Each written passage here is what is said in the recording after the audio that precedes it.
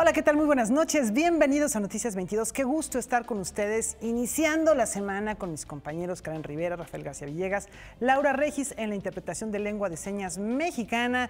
Y tenemos, Karen, Rafa, cine, literatura también tenemos bastante, tenemos artes visuales, en fin, un programa muy completo, ya van a ver. Así es, Laura Barrera, amigos del auditorio, como siempre, un placer saludarlos. ¿Y de cine qué tenemos, Karen? ¿Qué tal, amigos de Noticias 22 de Cine? Vamos a ir a Monterrey con todos los detalles del Festival Internacional de Cine de Monterrey y además un festival de cine contemporáneo que tiene propuestas nuevas de los jóvenes productores que van a presentar algunos proyectos en este festival. El Black Canvas. Black Canvas. 100 películas, están buenísimas, la verdad. Estamos hablando de proyectos y de compromiso social a través del arte y la cultura. Efectivamente, van a ver un proyecto muy interesante que se está desarrollando en Tepito, que conocemos como un barrio bravo. Sin embargo, hay una propuesta que utiliza nuevas tecnologías, propuestas contemporáneas para, además de crear cohesión cultural, detener de alguna manera cualquier maloso que quisiera infiltrarse por esa zona, ¿no? Una red viral ahí para incentivar a los jóvenes. Efectivamente. Y desde España les vamos a platicar de un premio irreverente. Juan Ernesto Lombera gana este premio que se llama Irreverentes de Novela en España. Es un mexicano, El Péndulo Familiar se llama su novela, nos va a platicar de ello y vamos a estar conectándonos allá con Francina Islas para que nos dé toda la información. ¿Comenzamos? Comenzamos. ¿Arrancamos ya?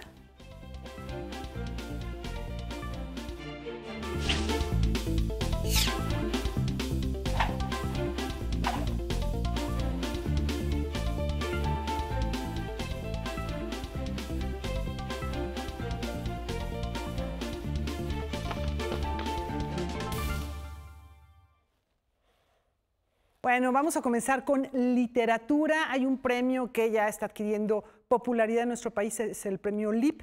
Viene de Francia, de París, de esta brasserie que también está establecida en México. Un ecuatoriano lo ganó, visitó nuestro país. El día que me falte se llama su novela, Ernesto Carrión.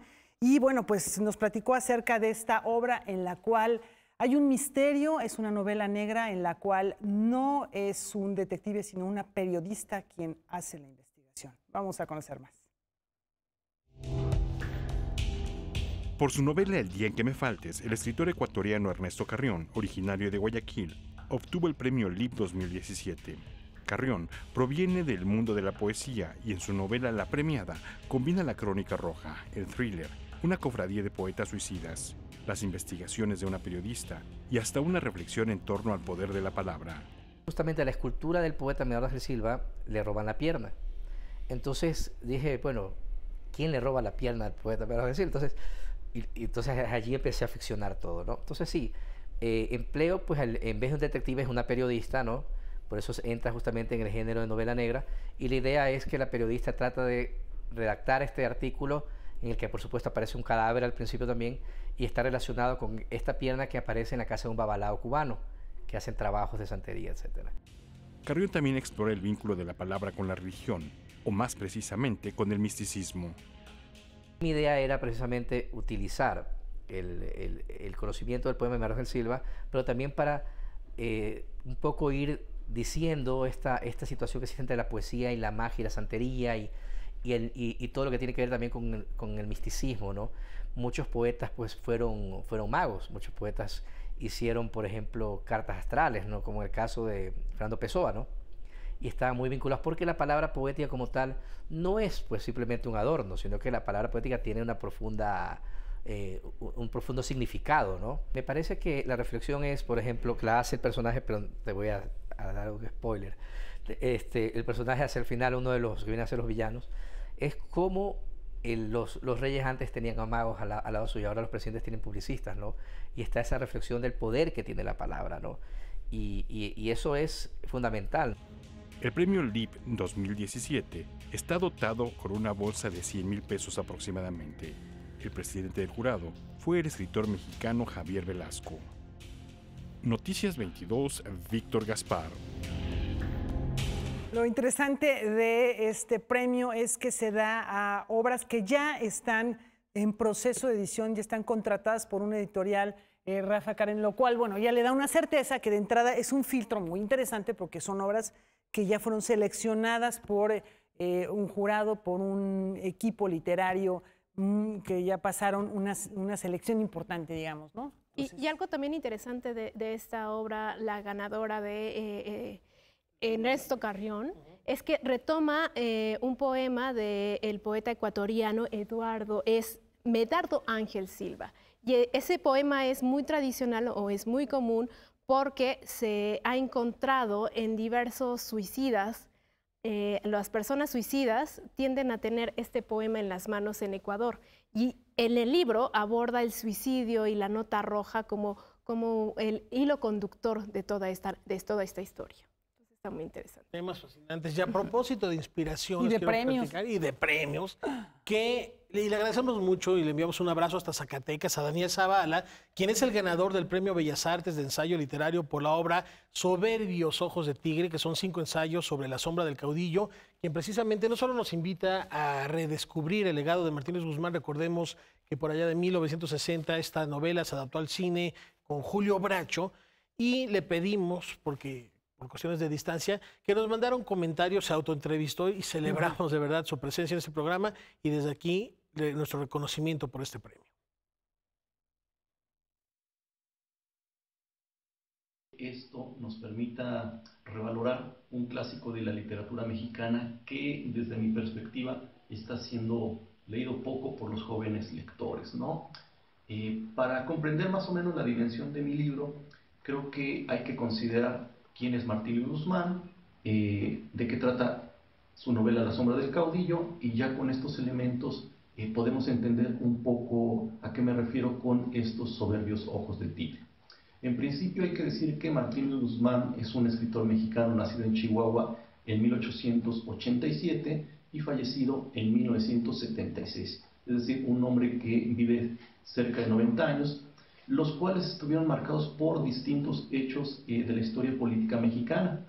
Uno de los más importantes fue su participación en el movimiento armado de 1910, la Revolución Mexicana, participación que le dio una serie de experiencias que le permitieron escribir algunas de sus obras más importantes y por las cuales es reconocido. El águila y la serpiente de 1928, La sombra del caudillo, 1929, y Memorias de Pancho Villa a partir de 1936. ¿De qué trata La sombra del caudillo? Tenemos que es una novela en clave. Es una novela que se refiere a una serie de hechos históricos de la vida política mexicana que efectivamente ocurrieron. La sombra del caudillo sintetiza o fusiona dos momentos de la vida política mexicana. En principio, 1924, con la sucesión o la toma del poder por parte de Plutarco Elías Calles, y 1928, en el momento en el cual Álvaro Obregón va a tomar posesión de la presidencia por segunda ocasión. Tenemos que en 1927, Martínez Guzmán, quien se encuentra exiliado en España por su participación en la vida política mexicana, se entera del fusilamiento del general Francisco Serrano. Francisco Serrano era candidato a la presidencia de la República, compitiendo con Álvaro Obregón. Y una situación tremenda, una situación terrible, una de las grandes traiciones políticas en la historia de México en el siglo XX. Tanto Álvaro Obregón como Plutarco Elías Calles acusan a Francisco Serrano de estar organizando un golpe de Estado para justificar su fusilamiento y sacarlo de la escena política. Cuando Martínez Guzmán se entera de esta situación, pues inmediatamente se pone a escribir esta novela, una novela que reflexiona y presenta la lucha por el poder político. Y en ese sentido es una novela absolutamente moderna, ¿no? Un libro que tenemos que leer permanentemente. Gracias, Daniel Zavala, por este testimonio que nos compartes para el público de Noticias 22 y un breve recorrido por la historia de Martín Luis Guzmán también, ¿no, Rafael? Y también la trascendencia de cómo impactan los hechos históricos en las artes en general, en este caso la literatura, ya decíamos como una adaptación al cine, y con eso también tiene que ver nuestra siguiente pieza, porque todos esos males o estas epidemias y estas pandemias que aquejan a la sociedad contemporánea, claro. Laura, tienen también reflejo en las artes. Efectivamente, hay lo que dijimos al principio, una oferta muy interesante, es muy amplia, porque son 120 películas que nos presenta este festival, provienen de 51 países, o sea, es muy diversa la selección, y esto llega a la capital de nuestro país. Es la segunda edición de este encuentro, que es pues de cine contemporáneo, se llama Black Canvas. Vamos a conocer más detalles. Más de un centenar de películas se exhibirán en la segunda edición de Black Canvas, festival de cine contemporáneo que se llevará a cabo del 21 al 26 de agosto en 11 sedes de la Ciudad de México. El perfil del Black Canvas es buscar temáticas que corresponden a los síntomas del mundo, a temas de actualidad que pueden ir desde lo político, lo social, lo antropológico, películas que las dividimos en 10 secciones en donde convergen todas estas cintas, buscando desde cine de autor, cine independiente, cine a lo mejor un poco más personal, y desde ese lugar de radicalidad encontramos cada una de las propuestas. En competencia se encuentran 2 secciones de cortometraje, el nacional e internacional. La nacional tiene 14 cortometrajes mexicanos, 6 de ellos son premieres mundiales, se estrenan en el Black Canvas. Los estrenos de película son un sello con el que se quiere distinguir el festival. Destaca que el 95% de los títulos de su programación de largometrajes no se han proyectado en México. Yo creo que una de las películas es Rey Sol, de Albert Serra, un cineasta español. Esta película acaba de ganar en el Festival de Cine de Marsella, en el FIT Marsella, hace como 3 semanas. La película Estrella, de Johann Lurf, un cineasta austriaco que en algún punto fue alumno de Harun Farocki y que bueno, viene con esta película, es un filme sobre estrellas, sobre las estrellas del firmamento, una película estructuralista que creo que es imperdible, ¿no? Hace una revisión con más de 5,000 imágenes que corresponden a la historia del cine en fragmentos de estrellas. Creo que también podemos acercarnos a cineastas como Kim Ki-duk con su nueva película, Hong Sang-soo, creo que sí tenemos Fred Kellerman con Sarajevo Sons of Wu, Madame Hyde, una película dirigida por el cineasta francés Serge Bosson, que viene a México a presentar la película junto con el productor David Thion en la inauguración del festival, y inauguración que se llevará a cabo el 21 de agosto en la Cineteca Nacional. De manera paralela, Black Canvas ofrecerá de forma gratuita actividades académicas como masterclass, talleres y mesas redondas con 15 cineastas internacionales con el objetivo de apoyar e incentivar la producción cinematográfica en México. Noticias 22, Óscar Cortés. Oye, Rafael, y a propósito de Óscar Cortés, las imágenes que esta semana tendremos en el mural son de nuestro compañero reportero, ¿no es así? Así es, captó algunas escenas de estas instalaciones que tenemos aquí atrás, vecinas del Centro Nacional de las Artes, ahí las vamos a ver.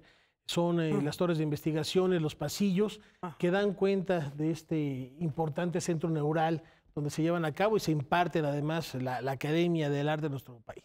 Y bueno, que tiene una arquitectura muy particular que fue presentada por Ricardo Legorreta, que coordinó a un grupo de arquitectos muy destacados. Por ahí vemos la Torre de Investigaciones, ya mencionabas. Bueno, ahí está la Blas Galindo. La Sala Blas Galindo, destinada a conciertos. Y estos pasillos espectaculares que tienen, bueno, pues toda esta herencia contemporánea de la arquitectura de estos muy destacados creadores mexicanos. Y que, bueno, pues es un centro de investigación, de difusión de las artes y también académico de enseñanza de la danza. Ahí se encuentran muy diversas instituciones, también se encuentran algunos espacios abiertos en los cuales se realizan conciertos y presentaciones de toda Un centro índole. para enriquecer el espíritu. Maravilloso, la verdad es que he tenido la oportunidad de ver cómo extranjeros llegan y se maravillan, se admiran y dicen, bueno, es que esto no hay en prácticamente ninguna parte del mundo, ¿no? Que es una belleza por su arquitectura, por sus espacios y también la riqueza de actividades que ahí se realizan. Gracias a Óscar por compartirnos estas imágenes. Y bueno, seguimos con información a propósito de arte y cultura. ¿Me voy a una pausa, señor Floor Manager?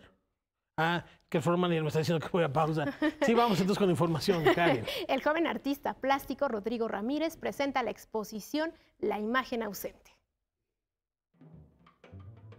Reflexionar sobre la imagen y trascender el lenguaje hasta alcanzar una experiencia poética a través de la plástica fue el objetivo de Rodrigo Ramírez, pintor que muestra su trabajo en la exposición La imagen ausente. De tratar de buscar como ese hueco, esa como fisura en donde las imágenes dejan de ser precisas o donde el lenguaje deja de tener comunicación efectiva, porque me parece que justamente en la actualidad estamos bombardeados de imágenes y de maneras prefabricadas como de mirar que ya están como pasadas por todo un conjunto de modos de ver y modos de hacer que sirven para reproducir ciertos modelos. El creador se inspira en ideas filosóficas como las del desastre, atribuida a Maurice Blanchot. Pero me interesa retomar estas ideas pensándolas como plásticamente. Esta idea, por ejemplo, del desastre dice, bueno, voy a leer una cita que tengo aquí de Blanchot, que las palabras dejen de ser armas, medios de acción, posibilidades de salvación, encomendarse al desasosiego. Esa sensación de desasosiego cuando uno no tiene la capacidad de enunciar algo, de nombrar algo, de darle un significado, me interesa mucho porque da paso como a lo que ya no está dicho en la cultura, porque la cultura reproduce ciertos, como a partir del lenguaje, modos de ver y de hacer que ya conocemos. Y no obstante la reflexión y las ideas de las que se sirve, Rodrigo Ramírez destaca la importancia de la vivencia estética, la propia, la del artista, al momento de la creación, y la del espectador de su obra. Ramírez reelabora imágenes de tragedias. De las imágenes que tomo, la mayoría son como imágenes de cosas que me impactaron mucho, puede ser, en la mayoría en su caso son imágenes trágicas, pero justamente lo que quería hacer con ellas era como enfrentar esa tragedia, pero no de un modo literal, digamos, como tratando de, en ese ejercicio, por ejemplo, en el que pego las imágenes, luego pongo pintura, pongo más imágenes y pintura, era una especie como de acción casi performática de tratar de borrar o de el significado de esa tragedia, digamos, como de enfrentarla de una manera. La imagen ausente se exhibe en la Galería Luis Adelantado hasta el 22 de agosto. Noticias 22, Víctor Gaspar. Tenemos una pausa. Antes, felicitamos a la cineasta Sofía Carrillo, directora del cortometraje Cerulia, por haber obtenido el premio a la mejor dirección de arte en el Festival Internacional Brasil Stop Motion, que se celebró del 8 al 15 de agosto. Bueno, pues ya veremos más adelante algunas imágenes del trabajo que realizó. Volvemos.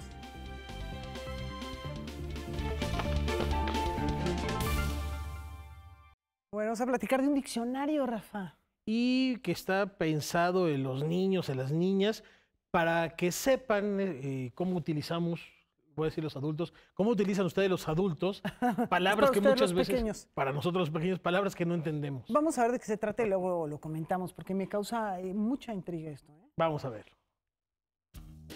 Palabras como ageashgi, kakomixtle y geek son utilizadas con frecuencia, pero en ocasiones no sabemos su origen y mucho menos su significado. Para aclarar estas dudas es que Algarabía editó el diccionario Palabrotas, Palabrejas y otros bla bla blas. Este volumen tiene el objetivo de acercar a los niños y adolescentes a las palabras que utilizan. Realmente fue un corpus súper largo, eran 450 palabras al principio, después tuvimos que acortarlo por la edición y todo lo que llevaba atrás. Y terminaron más o menos 200, entre 200 y 250, pero quisimos darle queríamos que estuviera equilibrado entre cada una de las palabras. Las palabras están en orden alfabético, pero por categorías y son acompañadas por ilustraciones que facilitan su comprensión. Son 7 categorías en total, son palabras domingueras, bla bla bla, palabras de la bolita, palabras imposibles de traducir, arabismos, nahuatlismos y nuevas palabras. Las palabras domingueras regularmente son las palabras que los niños suelen escuchar, pero cotidianamente, pero de pronto se pierden. Quizás saben que existen, pero no llegan al significado total. No solamente es las entradas, sino entre cada una de las letras tenemos frases que son muy tradicionales para los niños mexicanos. Tu cara de pez con los ojos al revés, ¿no? Todas estas para que sea la lectura más amable. ¡Qué oso! ¿No? Decir qué oso. Con esta publicación queda claro que el español es un ente vivo, en constante transformación, que se nutre de múltiples factores. Palabras de la abuelita son arcaísmos, que son palabras ya muy viejas. Y está, por ejemplo, argüendero, que, bueno, regularmente conocemos a la vecina la argüendera, ¿no? Que siempre se mete en problemas o también está chivearse, que viene de chivo, cría de la cabra. Si te vas a la parte de anexos, o sea, hay unas palabras que sí, o sea, provienen del español, pero además son palabras que también utilizan en Sudamérica y que aquí también las aplicamos de otra forma. Entonces, tú puedes darle el giro que tú quieras al lenguaje y eso es lo padre. O sea, por ejemplo, están las palabras, la categoría que mencionaba Fer, las palabras sin traducir, que son palabras que realmente o sea, ni siquiera existen en nuestra lengua, pero también es interesante como darle ese enfoque para abrir más y más el lenguaje. Noticias 22, Alberto Aranda. Y un diccionario para que nosotros los adultos entendamos a los chavitos que no se les entiende nada cuando están hablando también, ¿no? Bueno, esa palabra de geek es muy contemporánea, Sí. sobre todo para los que están involucrados con las nuevas tecnologías, pero los cachivaches seguramente los guardamos. Por ejemplo, los de nuestra generación. tentempié, ¿no? El tentempié también es una palabra de origen indígena o de lenguas originarias que nosotros pues ya adaptamos y adoptamos. Como el itacate. Exactamente, como itacate. Que ojalá nos hayan guardado itacate para el rato. ¿Qué más tenemos, Karen? Pues vamos a hablar de artes visuales. Empleando las caprichosas formas del agua para esculpir el tiempo, la fotógrafa Gavilán Yellow presenta su primera exposición individual. Sofía pasa horas frente a cuerpos de agua, sean fuentes, ríos o cascadas. Espera el momento justo de la contemplación para capturar imágenes de reflejos que ahora engloba en una exposición titulada Murano, cuyo título alude a la textura de sus imágenes, similares al célebre vidrio italiano. Yo creo que en algún momento con la cámara yo estuve frente a estas fotos y lo sentí y lo vi y me di cuenta que ahí estaba, hasta me dan escalofríos de pensarlo, me di cuenta, aquí hay algo. Y entonces, en cuanto tomé estas fotos, me di cuenta que podía jugar y experimentar por esa línea, y entonces le seguí. Y sí fue, yo creo, fue gracias como una primera apreciación de esto que va como influyendo la manera de pensar y de ver las cosas. La artista tiene una licenciatura en comunicación, una maestría en cine y actualmente estudia filosofía. Todo esto se conjunta en estas imágenes, de las cuales busca capturar también la experiencia al momento de la fotografía y, por igual, generarle una vivencia al espectador. Al final, todo es una representación de una representación de una representación, y ahí es donde el arte va a jugar. Y justo también es regresando a la cita de Godard. El arte no es un reflejo de la realidad es un reflejo del arte. Y sí, es jugar con eso, o sea, como capas de distintas esencias, que se pierde la esencia, de hecho. Si bien las formas del agua integran el azar como elemento en esta creación, Sofía participa de una manera particular ante la realidad que captura. Moviéndose muchísimo y no estando satisfecho luego. O sea, uno tiene una foto, la captura, le gusta, y si está interesante, entonces significa que no te puedes mover de ahí, que te tienes que quedar horas, bueno, o sea, no forzosamente horas, pero digo, por decirlo de manera figurada, a clavarte. Entonces, ok, esto ya me gustó, entonces me voy a acercar, me voy a alejar, le voy a subir a la luz, le voy a bajar, le voy a contrastar. Entonces es jugarle, y entonces ahí es cuando no es la parte de azar. Igual a lo mejor uno se encuentra con esta fuente magnífica o con este río con hermosos colores, pero es la parte, la chama del fotógrafo de decir, voy a englobar todo este sujeto, todo lo que tengo enfrente para buscar lo que yo quiero y que sea así mi obra.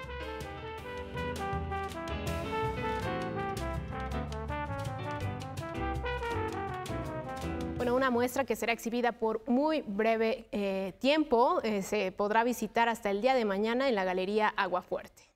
Rafael, Laura, las formas del agua y la complejidad del tiempo reunidas en esta exposición. Deberían hacer una película con ese nombre. La forma del agua. Claro. No, ya hay, ¿verdad? Ay, se me hace que he escuchado ese título en algún lado, ¿eh? Oye, es buena idea, Rafael. Sí, no, mala no es. Y les queremos platicar, a propósito de breves temporadas, que hasta el 2 de septiembre continúan las actividades del Drama Fest aquí en la Ciudad de México. Y fíjense que algo que se está realizando son las lecturas dramatizadas, y esto se lleva a cabo en el foro La Gruta. Con las primeras dádivas del señor amo, usted recuerde quién le consiguió el trabajo.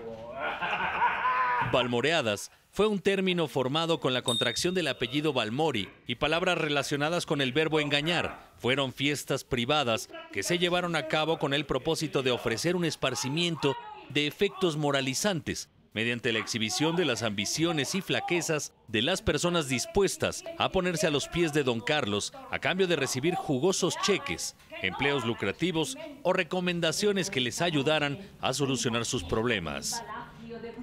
Y se trata de un personaje muy sui generis de los años 20, 30 de la Ciudad de México, que se llama Don Carlos Balmori, que es un millonario muy poderoso, un millonario español que llega a México y que cautiva a toda la población. Pero en realidad Don Carlos Balmori es solamente un disfraz de Conchita Jurado.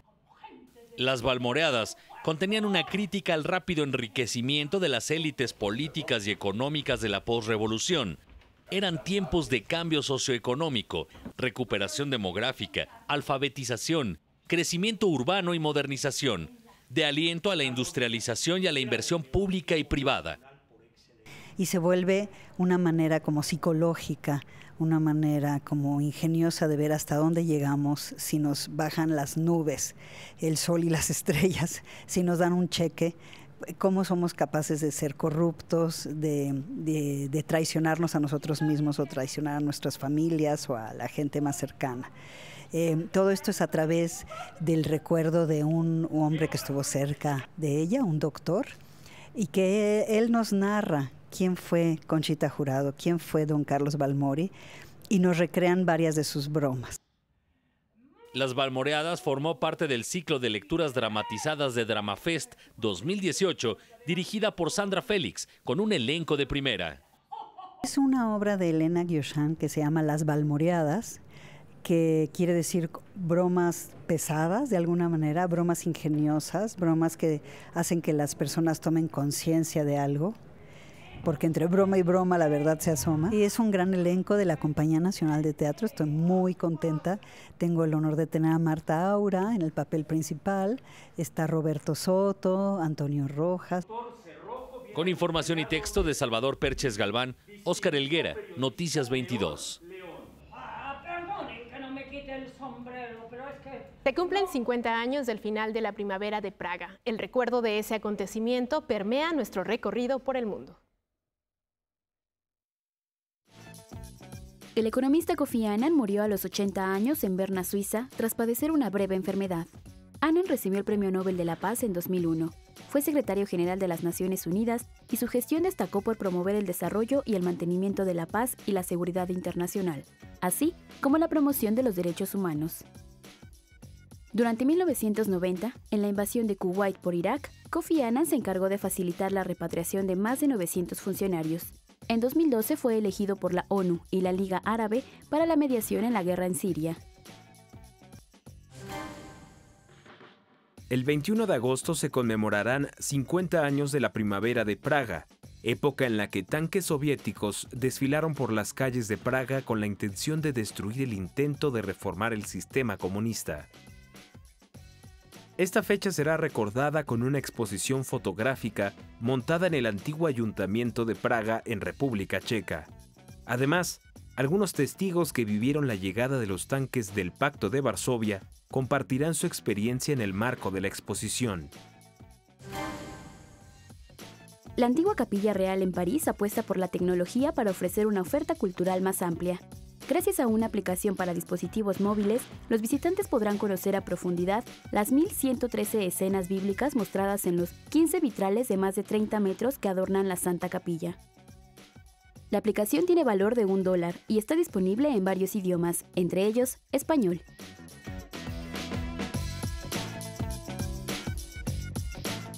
Bueno, y antes de irnos a la pausa, ya que estamos viendo estas imágenes de lugares emblemáticos, les comentamos que en Coahuila ha iniciado ya la primera etapa de restauración de la capilla de Nuestra Señora del Rosario, donde la voz popular cuenta que el cura Miguel Hidalgo ofició su última misa. Y este es un esfuerzo emprendido por el Instituto Nacional de Antropología e Historia, la Universidad Autónoma de Coahuila y los gobiernos estatales y municipales correspondientes para hacer esta recuperación. Habrá que darse una vuelta por allá y por lo pronto una pausa.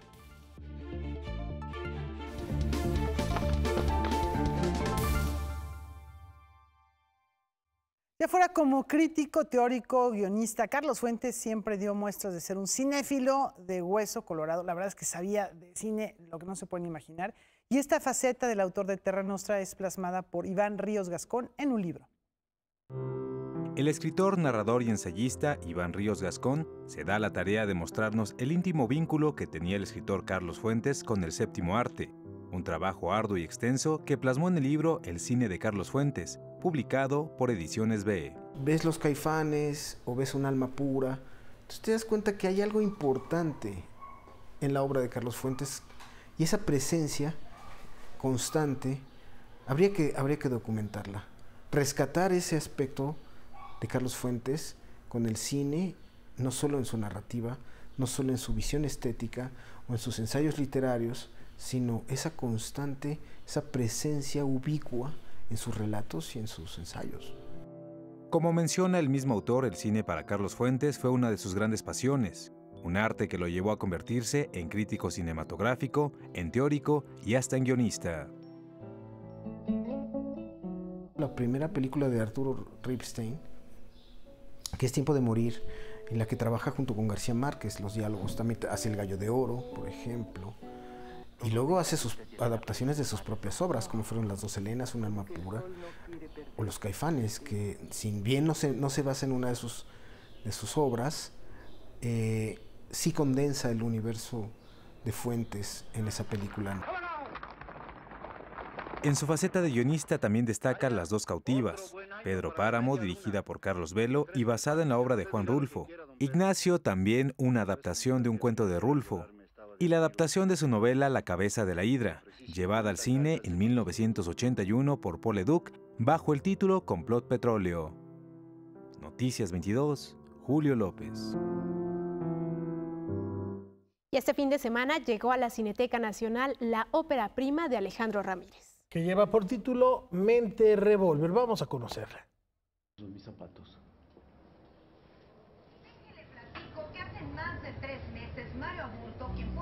La figura de Mario Aburto, el asesino del candidato presidencial Luis Donaldo Colosio, es retomada por el cineasta Alejandro Ramírez para construir su ópera prima Mente Revólver, una historia situada en la ciudad de Tijuana.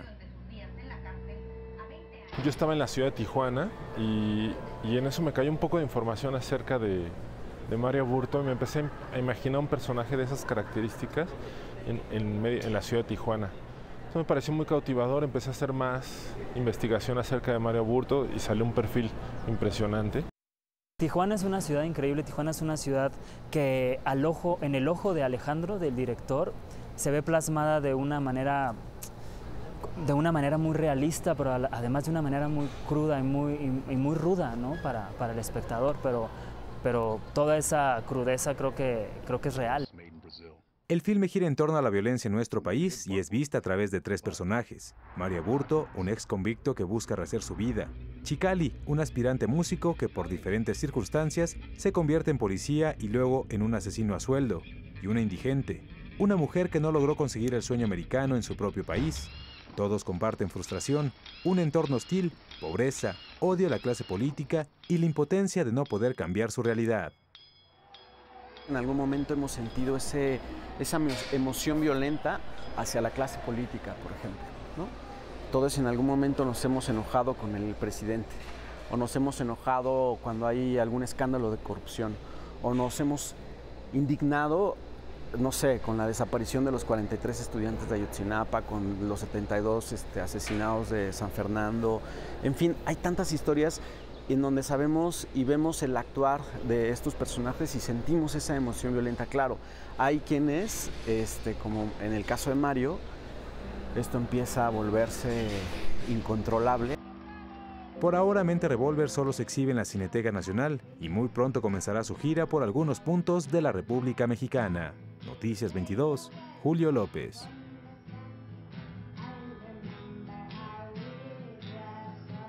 Vamos con cine. Y ahora en Monterrey ya se encuentra Huimantzin Rodríguez con los pormenores de la fiesta fílmica de la Sultana del Norte. Sí, un homenaje que recibió Blanca Guerra. Vamos a ver. Adelante, Huiman. ¿Qué tal, Rafael? ¿Qué tal, Laura? ¿Qué tal, amigos de Noticias 22? Los saludo desde el Parque Fundidora, en donde se encuentra la Cineteca y el Teatro del Centro Nacional de las Artes, y este pasillo lleno de luz a esta hora que permite que la gente se detenga y tome un poquito el fresco, porque es una noche calurosa aquí en Monterrey. Vamos a compartir con ustedes algunas de las actividades del Festival Internacional de Cine de Monterrey, que en su 14ª edición tiene a Francia como país invitado de honor. De ahí viene Pierre-Henri Deleu. Él es un importante personaje del mundo del cine, es creador de la quincena de realizadores, que hace 50 años, estas ideas de los años 60, revolucionaron también la concepción del cine y de lo cinematográfico. Él es parte fundamental de todo ello y tuvimos una conversación que compartimos ahora. Le cinéma, lui, a pris le train de la société en pleine mutation. Et finalement, les films de la quinzaine qui venaient de continents qui n'avaient pas encore été explorés, les festivals de Cannes par exemple, c'était un festival qui montrait majoritairement des films italiens, anglais, français et américains. D'un seul coup, en apportant des films d'Amérique du Sud, qui étaient très peu vus, en apportant des films d'Afrique noire et de l'Afrique arabe et de la lointaine Asie, parce qu'à part le Japon, on ne connaissait rien du cinéma asiatique ou presque, elle a multiplié les tentations et elle a fait découvrir au public la diversité du monde et surtout a fait découvrir la diversité des approches et politiques et sociologiques qu'on pouvait avoir. Bref, la quinzaine a été un moyen d'accélérer le questionnement de la société par les gens qui la composaient. Elle a finalement remis le cinéma à cette époque-là, en se diversifiant, a remis en cause les certitudes. Et le cinéma, c'est pas quelque chose qui apporte des solutions, c'est quelque chose qui pose des problèmes, qui demande qu'on trouve des solutions. Et la quinzaine s'est positionnée comme un questionnement du monde tel qu'il était et tel qu'il allait devenir. Et c'est ça qui était en soi une nouveauté dans le Festival de Cannes, qui lui ne faisait que confirmer ce qui existait déjà. Pierre-Henri Deleu va a estar en la Ciudad de México esta noche en el IFAL, en un programa que se llama Carta Blanca. Él presenta una película, pero el próximo viernes en la UNAM va a participar en la cátedra Ingmar Bergman con una conferencia que está deliciosa. Habla sobre la pertinencia de que existen los artistas en las sociedades. Él, como han visto, es un gran personaje, no se lo pierdan.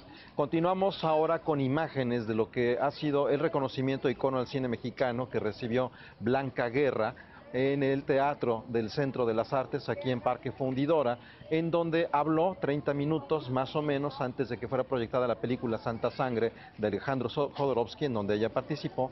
Habló sobre el vínculo, el trabajo que tuvo con diferentes directores.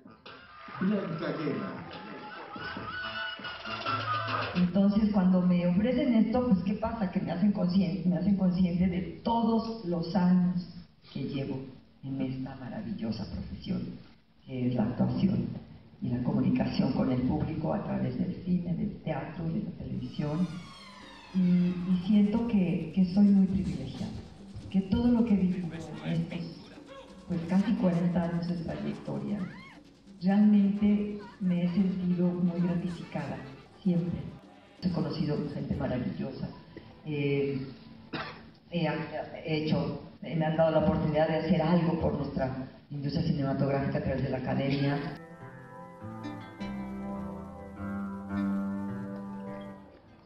Ahora continuamos con una película que ha sido filmada aquí en Monterrey, Por entre los muertos. Esta cinta es la primera de un artista visual, Rubén Gutiérrez, que tiene una presencia considerable en el arte mexicano y que ha decidido hacer su primera película. Ya la presentó en el Festival Internacional de Cine de Rotterdam, estuvo en principios de este año en el FICUNAM y ahora vuelve aquí a Monterrey. Y digo vuelve porque, insisto, es una película filmada en este lugar que tiene como protagonistas a un hombre, a una mujer, una joven pareja y un adulto mayor que la mayor parte de la cinta está enterrado hasta el cuello. Esta cinta poco convencional es una purga por el amor y también es una purga por saberse vivir en un país en donde todos los días aparecen personas asesinadas en algún lugar. Todo empezó precisamente en una residencia artística donde decidí dejar de hacer piezas para museo y hacer una pieza para cine. Que ahí fue cuando hice el primer cortometraje, que es el único trabajo anterior a este, hecho especialmente para cine, con esa idea. Y pues fue básicamente como la idea de esta película nació ahí. De hecho, parte de la historia de ese cortometraje se habla de esta pareja que anda deambulando en busca de un umbral donde encontrarán la verdad absoluta, ¿no? O sea, realmente es una película donde sublimé a mis muertos. Un poco había un comentario político, definitivamente, un comentario social en ese título. Muchas de las escenas las escribí hace muchos años, cuando la ciudad de Monterrey era otra, o sea, era muy similar a como un pueblo del lejano oeste, donde aparecía gente colgada en los puentes, donde se oían ráfagas en la madrugada. Para mí, la imagen de un viejito enterrado hasta el cuello en el desierto en una situación aparentemente inescapable, pues era el símbolo perfecto para representar ese país que yo quería, del cual quería hablar.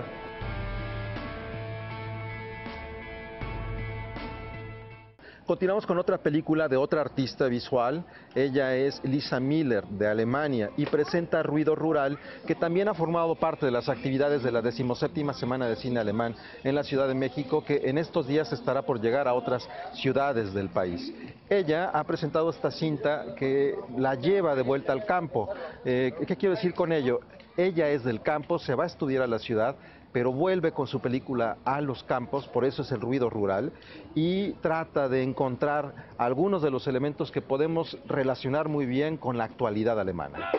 Porque me gusta mucho trabajar con conceptos, y creo que trabajo también como directora con conceptos, pero lo que más me gustó era como contar historias, y también por el público que tienes, porque si trabajas en el mundo de arte es como es una burbuja, ¿no? Y siempre tienes como el mismo público y es como mucho más elite al final. Y yo quería tener un trabajo que esté más abierto para cualquier tipo de personas. Y por eso también decidí trabajar con un género tan popular como con el género de mi película es como un género es un género rural de Alemania, de Bavaria, y es como la gente va mucho a ver ese tipo de cine, aunque yo he hecho otra cosa con este género, pero eso era un poco por el público. Porque hay pocas historias situadas en el campo y las que hay son como muchas veces, no todas las veces, pero muchas veces muy romantizadas, exotizadas, muy kitsch, demuestran como un mundo como súper intacto, es como esa idea del Heimatfilm, que es como me han dicho antes que es como aquí, como las trincheras. Y y creo que se necesita más representación del campo y de la propia gente del campo. Y intenté poner también una lengua visual más postmoderna para transformar esto de la tradición y lo moderno, para combinarlo. También los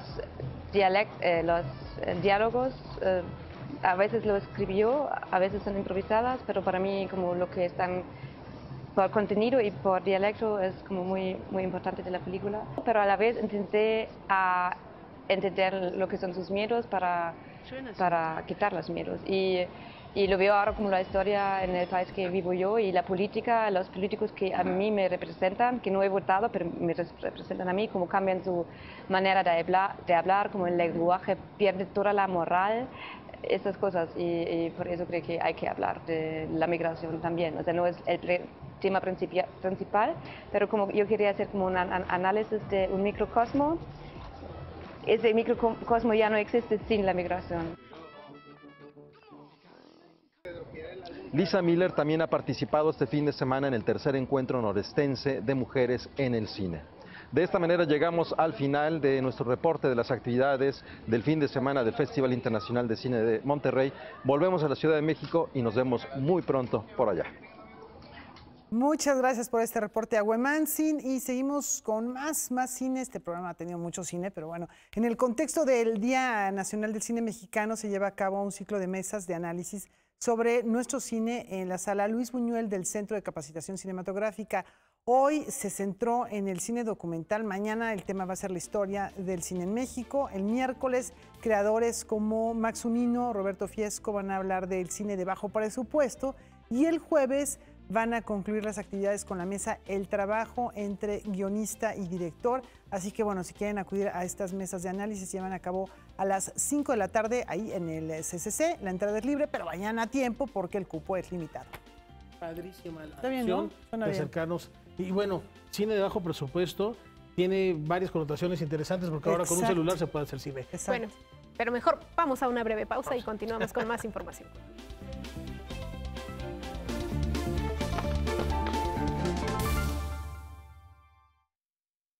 El escritor Juan Patricio Lombera, afincado en España desde hace más de 2 décadas, remueve las raíces de su árbol genealógico. Y de esta manera nos entrega su novela más personal, que ya fue reconocida allá en la también conocida como Madre Patria.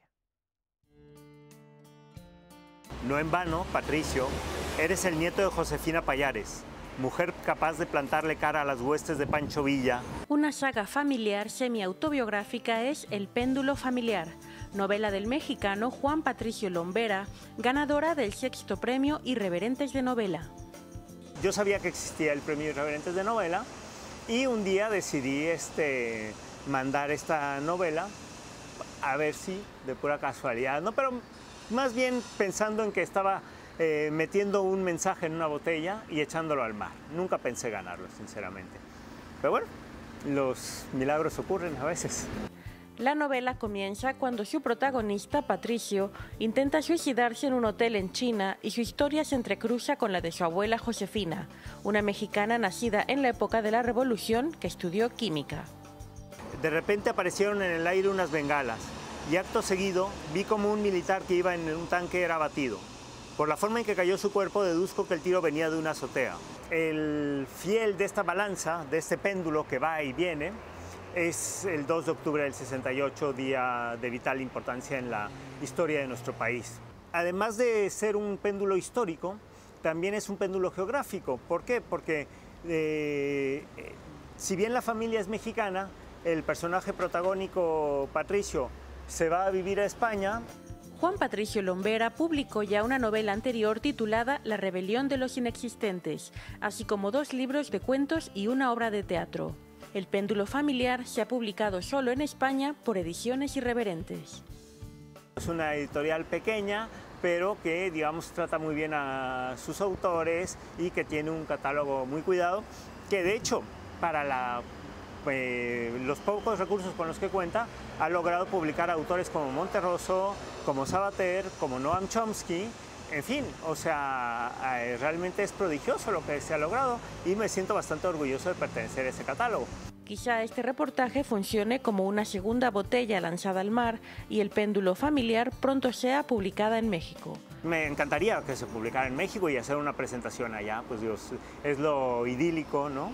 Para Canal 22, desde Madrid, España, Francina Islas, corresponsal. No les importó matar a ancianos, mujeres y niños.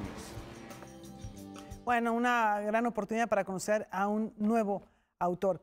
Y bueno, fíjense que esto está muy interesante, a ver qué les parece, como parte de sus esfuerzos para la prevención del delito, la concientización entre jóvenes principalmente. Esta plataforma Red Viral visitó el barrio de Tepito.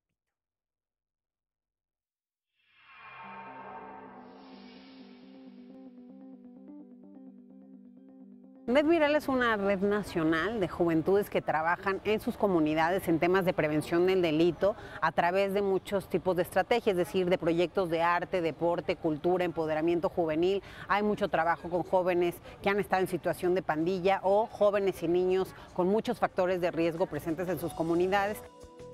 Red Viral reunió en una vecindad de Tepito a algunos de estos jóvenes que han creado estrategias para empoderar a sus comunidades. Pedro Carrizales, el Mijis, diputado electo por la coalición Juntos Haremos Historia en San Luis Potosí, fue uno de quienes compartió sus experiencias de vida. El movimiento se llama Movimiento Juvenil Popular y nace a raíz de las cosas que yo viví como en mi adolescencia, ¿no? En mi niñez, al igual que yo, así hay muchos jóvenes de que no pretendían ser de banda, más sin embargo las circunstancias los envolvió, ¿no? El entorno. Entonces yo quise hacer visible la problemática que existe, ¿no? En ese sector y visibilizarlos como sujetos de derecho. Claro. Y empoderarlos en una sociedad que no siempre todo el tiempo los discrimina, ¿no? Por la apariencia. Desde Ciudad Juárez, Antonio Tony Briones habló de cómo su proyecto Cura la Violencia le ha cambiado el rostro a la comunidad. Yo soy nacido en Ciudad Juárez, nacido y criado en uno de los barrios populares de Ciudad Juárez, al poniente de la ciudad. Uno de los barrios donde desafortunadamente la violencia, desde que yo tengo uso de razón, a las pandillas no hay que erradicarlas ni eliminarlas. Lo único que tenemos que hacer es darle un giro y sacar todas las cosas positivas que hay en un barrio. La única mujer en esta reunión que tuvo lugar en una vecindad fue Mayra Valenzuela, miembro de las 7 Cabronas de Tepito. Cuando llegó el Foro Viral en el 2013, tenía un año, tenía poquitos meses de que había pasado una tragedia aquí. Y era exactamente la desaparición de 13 jóvenes del barrio de Tepito. Y ahí nadie gritó, nos faltan 13. Y nosotros tuvimos que hacerlo. Y tuvimos que enfrentarnos con las autoridades. Porque muchas veces las mujeres aquí en Tepito somos invisibles, ¿no? Y decíamos, ¿por qué? Pues porque aquí el bailarín, el luchador, el futbolista, pero no la mamá, pero no la que es cabeza de familia. Red Viral ha acompañado a 3,000 proyectos semejantes en todo el país. Noticias 22, Irma Gallo.